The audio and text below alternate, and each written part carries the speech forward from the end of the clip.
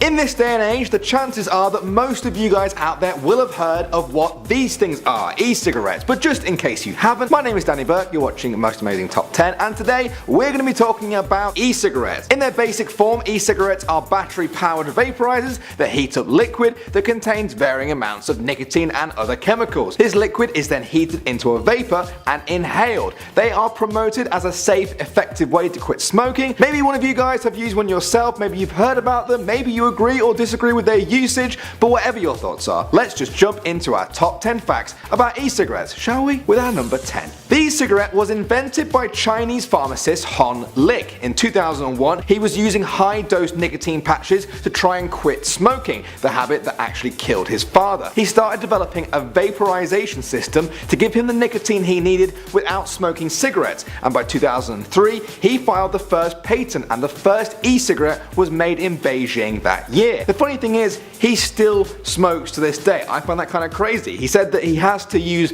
both e-cigarettes and normal cigarettes so that he can check the flavors. Sure. Now, I've heard smokers use all kinds of crazy excuses to keep their habit going, but creating a new global industry has to be the most original one yet. Fair play. At number 9, there has been huge debates all over the world about whether or not e-cigarettes are safe. On the one hand, you've got people who swear by e-cigarettes and say they're amazing. You can often hear them say they've been using them for years and then it helped them quit smoking with no side effects at all. They say it's a modern health miracle that will save the lives of millions of smokers around the world. On the other side though, there's organizations like the FDA who approve all new products for Americans. They tried but failed to stop e-cigarettes from entering America back in 2009, but they still widely encourage people to not use them at all. There's also public health agencies such as the American Lung Association who say that the chemicals in e-cigarettes are unapproved and even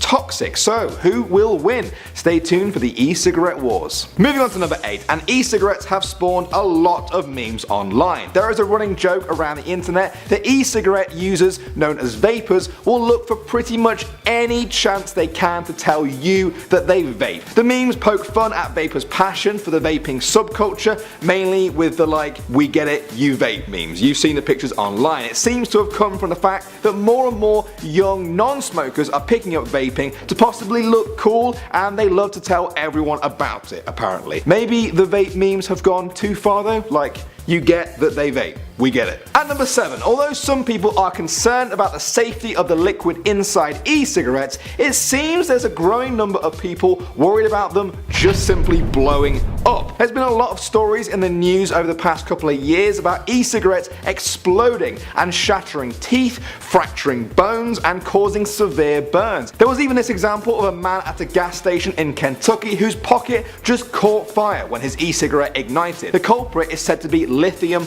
batteries. They're cheap to manufacture and are used in a whole bunch of products, but the problem is they can be easily overcharged and then they short circuit, and they're supposed to be ideally kept above 10 degrees Celsius, but in winter you can't really do that. Now, a lot of these products that use these batteries, they do it with no problem at all, and it's fairly rare that this actually happens, but it is concerning for some people that it happens at all, and it's also apparently the reason the hoverboards keep catching fire on a side note. So don't blame it on the sunshine, don't blame it on the moonlight, don't blame it on the good times, blame it on the lithium ion batteries. Next up at number 6, let's talk about the commercial success of the electronic cigarette. Now, in 2009, the global industry for e-cigarettes was valued at $360 million. If that sounds like a decent amount, then wait till you hear this. In the 7 years since then, the industry is now thought to be valued at $8.77 billion.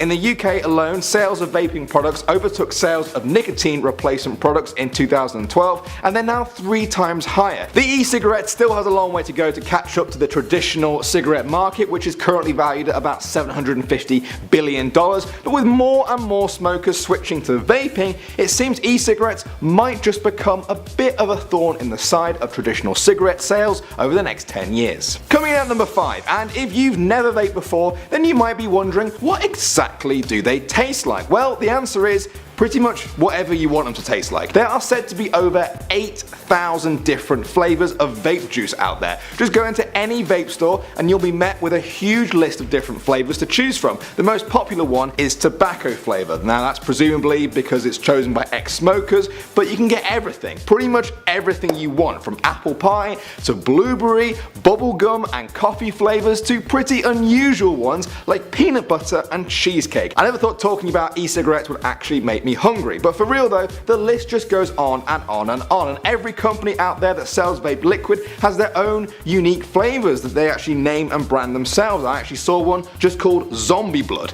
What does that taste like? Who knows, but you can now vaporize zombie blood. Welcome to the 21st century. You're welcome to it. For number 4, we got the most expensive e-cigarette in the world. Now in 2013, a Russian billionaire bought an e-cigarette for his girlfriend that cost an estimated $880,000. Now if you're wondering, like I was, how could that even be possible? It was covered in diamonds. A lot of them. This e-cigarette took apparently 4.5 months to create and was encrusted with 246 2-carat clear crystal diamonds.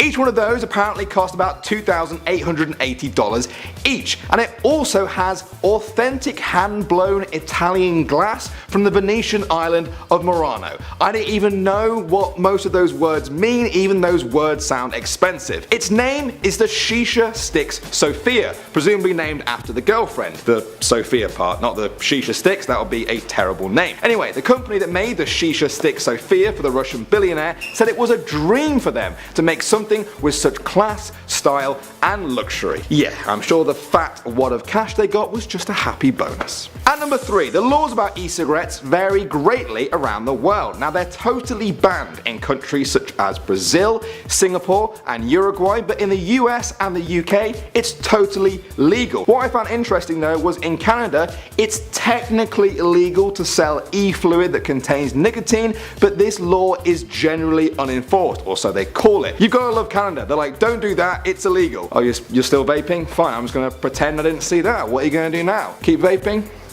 Okay.